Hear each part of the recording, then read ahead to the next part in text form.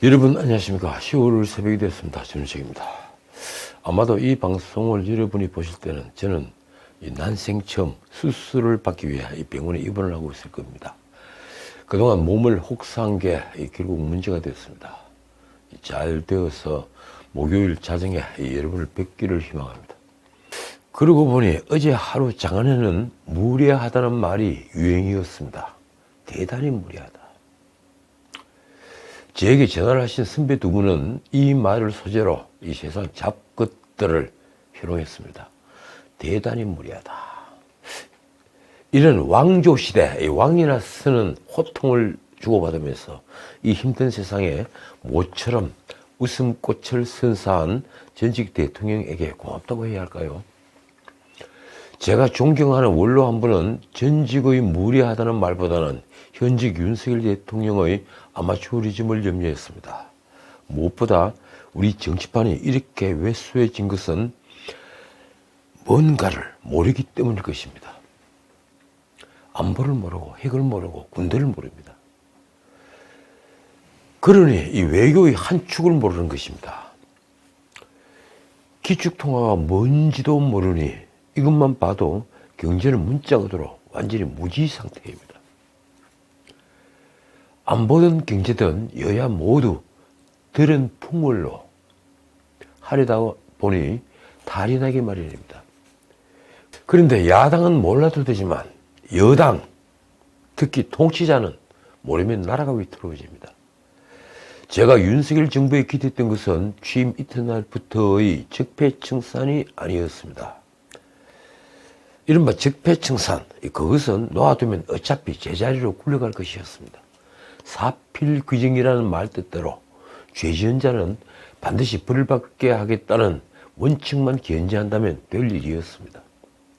그러나 진짜 적폐청산은 놓아두어서 제자리로 찾아가는 게 아닙니다.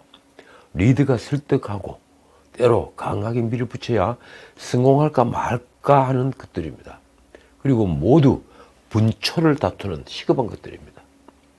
무엇보다 통치자가 힘이 있을 때 이 적폐청산을 하지 못하면 다시는 할 수 없는 것들입니다. 그게 무엇일까요? 바로 노동개혁, 세제개혁, 교육개혁, 공공개혁, 그리고 연금개혁 같은 개혁이라는 이름으로 불리는 적폐청산이 바로 그것입니다. 하긴 그 모든 개혁들은 국회 협조 없이는 할 수 없습니다. 더욱이 지금의 노동시장은 민노총을 비롯한 이념 무장 세력들이 꽉 잡고 있습니다. 전체 노동자의 7%밖에 되지 않는 이른바 귀족 노조들이 전체 노동계를 꽉 쥐고 있는 것입니다. 에마뉘엘 마크롱이 했던 프랑스의 노동개혁보다 몇 배나 어려울 수 있다는 얘기입니다. 세제개혁은 더 말할 필요조차 없습니다. 이 절대 다수의 야당이 국회를 장악하고 있는데 윤 대통령이 무엇을 할 수 있겠습니까? 진교조와 좌파 교육감들이 장악한 교육도 일방적으로 밀어붙일 수 없는 영역입니다. 공공개혁, 연금개혁도 마찬가지입니다. 이러니 저 같은 백면 스승이 통치자들어 왜 제때 계획을 해서 적폐청산하지 못하느냐고 따져보았자 그건 현실을 몰라도 너무 모르는 자의 헛소리로 치부될 뿐입니다. 그러나 과연 그럴까요? 노동개혁이든 세제개혁이든 교육개혁이든 그 무슨 개혁이든 국회에서 지금과 상황이 정반대해서 여당이 다수당이라 하더라도 통치자의 결단과 해안이 없으면 결코 밀어붙일 수 없는 개혁들입니다. 이른바 기득권이라고 부르는 현재의 질서를 깨뜨리는 일이기 때문입니다. 그래서 통치자에게는 신념과 그 신념을 뒷받침하는 지식과 도덕성이 필요합니다. 저는 솔직히 윤석열 정부에서 이 노동개혁이나 세제개혁, 교육개혁이 있을 것이라고 기대하지 않습니다. 이미 때를 놓쳤기 때문인데다가 그런 신념을 가진 분들이 보이지 않기 때문입니다. 물론 약간의 변화, 약간의 진전을 있겠죠. 그러나 장남하건대 우리 노동 경직성은 전 세계에서 가장 높을 것이어서 일자리 창출이 장애가 될 것입니다. 약간 고쳐봤자 말입니다. 세제 계획도 마찬가지입니다. 이 소득세를 내지 않는 40%를 넘는 국민이 더 큰 목소리를 내는 이상한 사회가 건강할 리가 없습니다.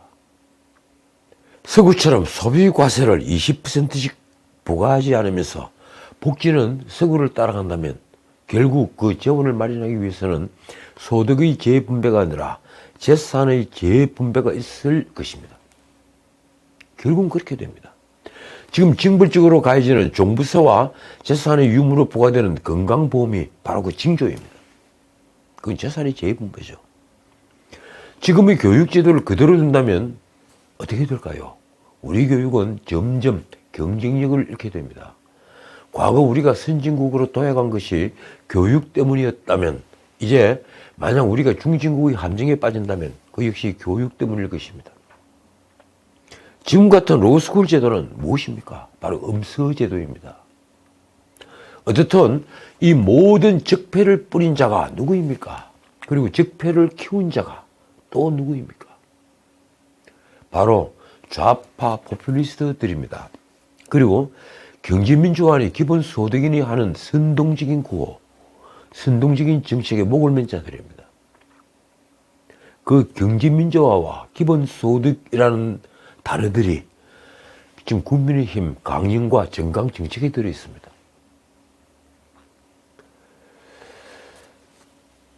우리는 아직 그 싸움을 하고 있습니다. 무시한 자들이 선동이 얼마나 무서운지 안다면 이 싸움이 결코 만만치 않은 싸움이라는 것 역시 알 것입니다. 자, 서두가 너무 길었습니다. 그러고 보니 안보 문제의 가장 큰 선동은 무엇이었을까요? 문재인과 트럼프는 이런 취지의 말을 너무 자주 했습니다. 내가 김정은과 대화하지 않았으면 한반도에 전쟁이 일어났을 것이고 몇백만 명이 희생됐을 것이다. 트럼프도 했고 문재인도 했습니다. 말하자면 문재인과 트럼프는 한반도의 전쟁 위기를 막았다는 자화자찬을 했던 것입니다. 그래서 도널드 트럼프가 임기 중에 받은 김정은의 편지에 관한 뒷이야기가 이어지고 있습니다. 어제 경향신문 인터넷판에 이 기사가 실렸습니다. 트럼프는 김정은의 편지 원본을 개인적으로 소장하기 위해 거짓말을 불사할 정도로 강한 의지를 가졌다고 합니다.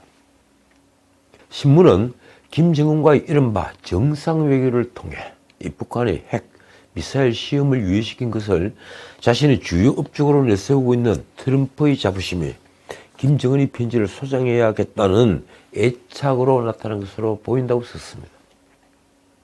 아마 여러분들 기억하실 겁니다. 이 트럼프는 재임 중에 김정은의 편지를 두고 아름답다라거나 르브레타라고 표현하곤 했습니다.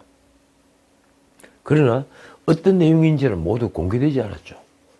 작년 9월 언론인 밥 우드워더, 이분은 워터게이트 사건을 특종해서 유명해진 분입니다.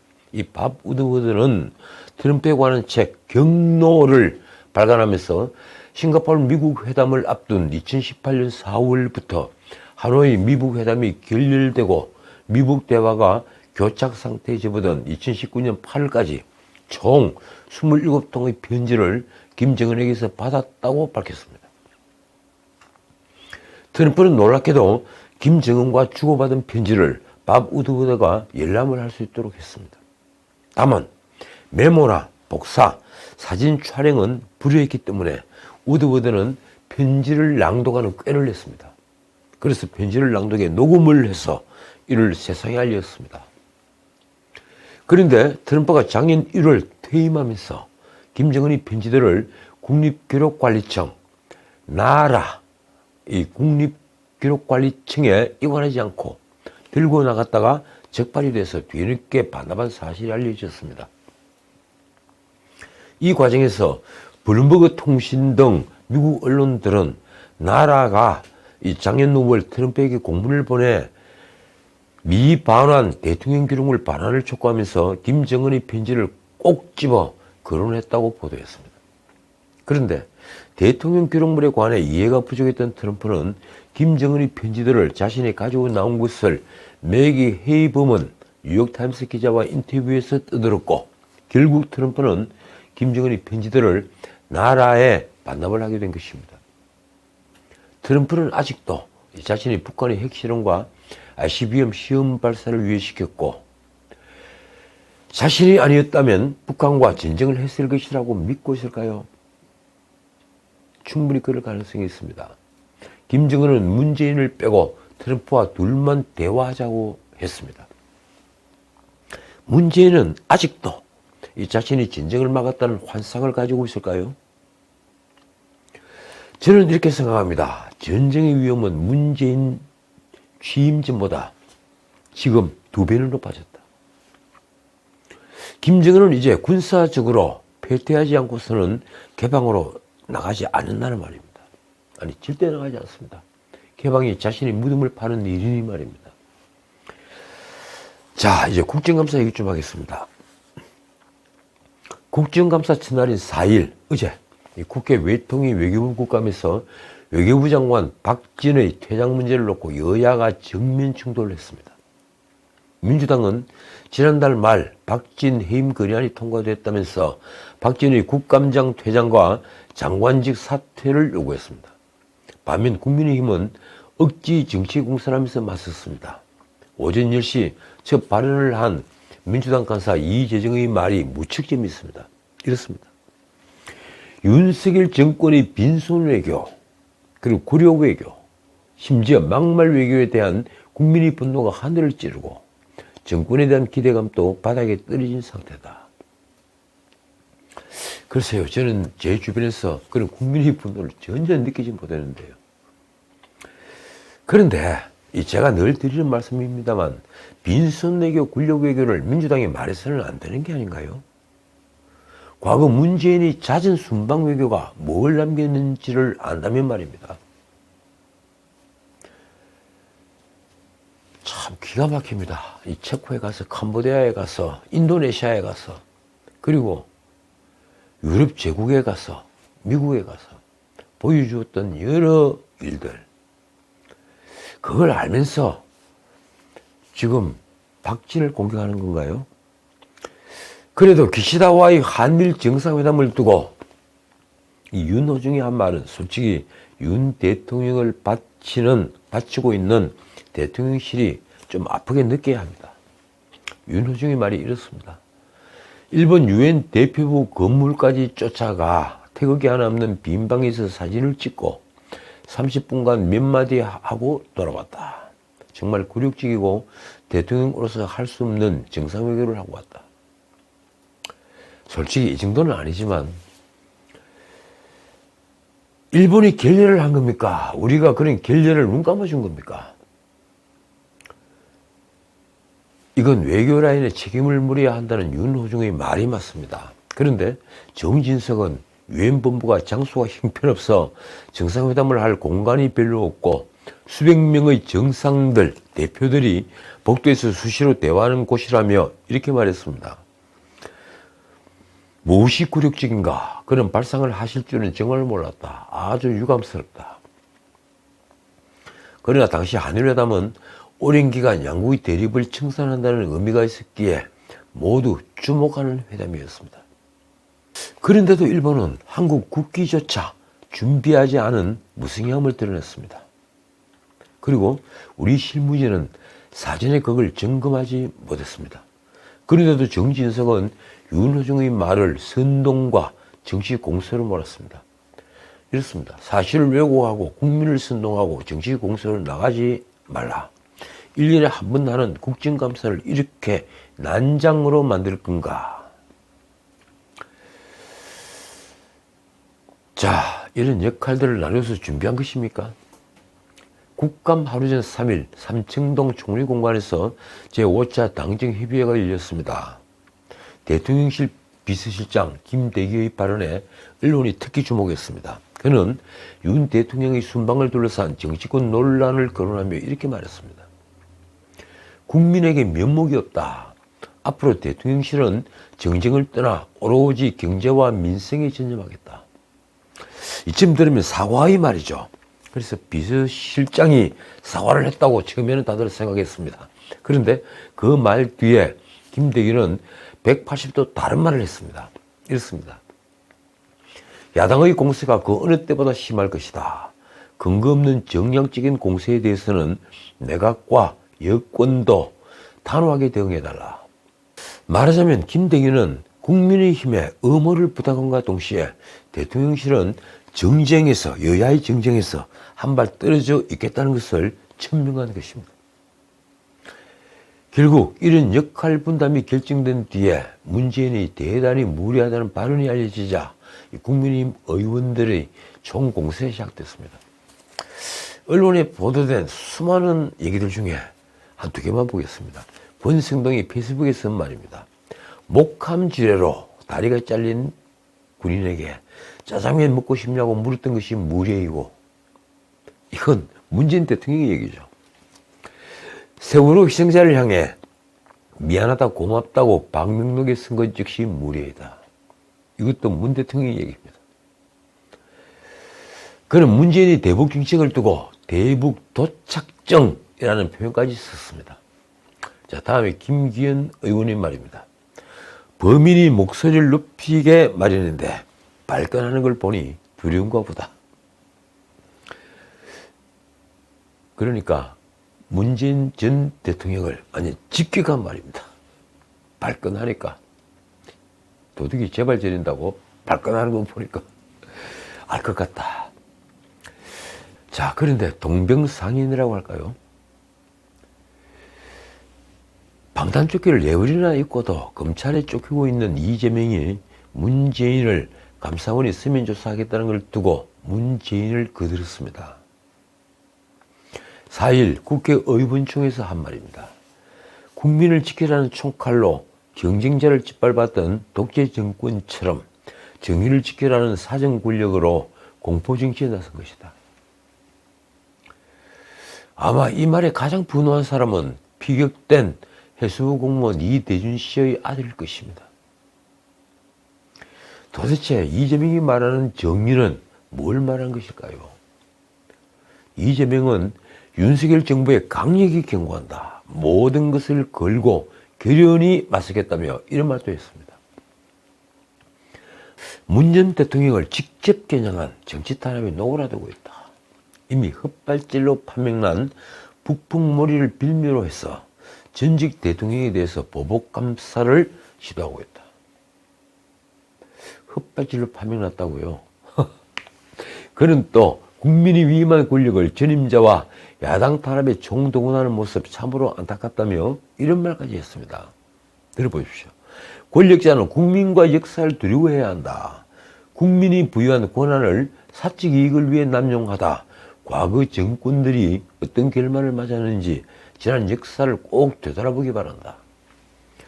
아니, 국민이 부여한 권력을 사적 이익을 위해 사용하는 사람들이 누구입니까?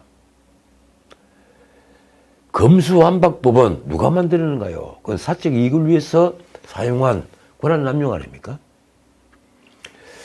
결국 문재인에 관련된 어떤 문제도, 그리고 자신에 관련한 어떤 의혹도 그것을 수사하면 사적 이익을 위해 수사하는 것이므로 수사하지 말라는 요구입니다. 참으로 놀라운 논리입니다. 그가 영원할 것 같아도 권력이란 유한한 것이라며 윤석열 대통령에게 던진 충고가 이렇습니다. 지금 휘두른 칼날이 결국 스스로에게 되돌아갈 것이란 점 잊지 말라. 국가와 국민을 위해 대통령과 집권 세력 모두 대호각성해야 한다. 그 뒤에 덧붙인 인생에 대한 충고는 기록을 위해 제가 옮기겠습니다. 이렇습니다. 민생경제 상황이 초비상이다. 외교 참사로 국격과 국익이 자유낙하하고 있다. 국격이 자유낙하를 하고 있다. 국가 최고 책임자가 며칠 전에 본인이 한 발언조차 기억 못한다면서 참모들 뒤에 숨는 것뿐 아니라 적반하장격으로 언론 탄압에 나서고 있다. 지금이 이럴 때인가? 자신을 좀 되돌아보기 바란다. 지금 이재명이 말한 그 언론 탄압이란 것이 MBC를 상대로 정권유착을 따지는 것입니까? 그렇다면 이 역시 자신이 하면 로맨스, 남이 하면 불륜이라는 말, 그러니까 내로남불이라는 말밖에 되지 않습니다. 이재명이 이 연설이 끝에 던진 말은 윤석열 대통령이 후보 시절부터 내세우는 바로 공정과 상식이라는 단어였습니다. 이렇습니다. 5개월 만에 완벽하게 붕괴해버린 우리 사회에 공정과 상식을 다시 세워야 한다. 그 5개월 전 문재인 치하에서는 공정과 상식이 바로 선 그런 사회였다는 얘기입니다. 그 공정과 상식을 바로 세우기 위해 저 역시 몸이 아픈데도 이런 방송을 하고 있습니다. 자, 다른 얘기입니다. 이 윤석열 대통령을 풍자한 만화작품이 최근 열린 부천 국제만화축제에 전시돼서 논란이 됐습니다. 문체부는 어제 설명자료를 냈습니다.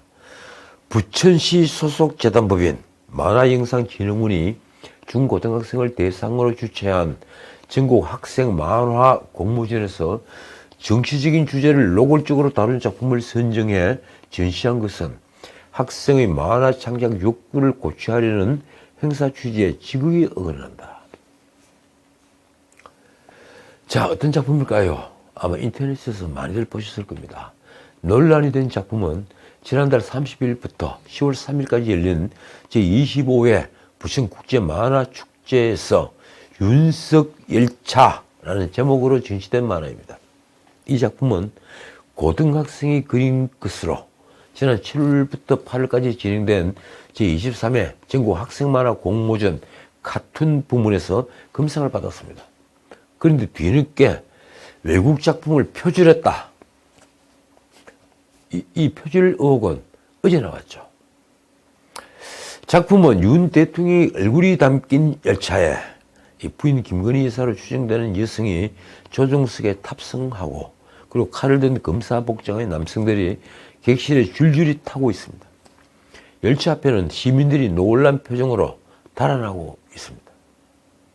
이 전국 학생만화 공모전을 주최한 만화영상진흥원은 부천시 소속 재단법인인데 정부 예산 무려 102억 원이 지원됩니다. 그리고 이 공모전의 대상은 바로 장관상입니다. 문체부 장관상입니다. 참 기가 막히는 일입니다. 만화영상진흥원이 반정부 활동을 하는 정치단체입니까? 아니면 혹시 야당의 기관인가요? 자, 오늘은 여기까지입니다. 종합부동산은 세를 낸, 그 종부세를 낸 1주택자 10명 중에 6명은 연소득이 5천만 원 이하인 것으로 나타났습니다. 무슨 말인지 아시겠습니까? 연소득 5천만 원은 소득세를 내는 직장인 자영업자의 하위 40%에 해당하는 수준입니다. 정부의 1주택자 종부세 완화 방안에 반대하는 민주당의 부자 감세 주장이 틀린 증거입니다. 소득 있는 곳에 세금을 매겨야 조세지장이 일지 않습니다. 그런데다 종부세는 제 생각으로는, 아니 제 양심으로는 헌법에 위반되는 위헌 세금입니다. 지금까지 전식이었습니다.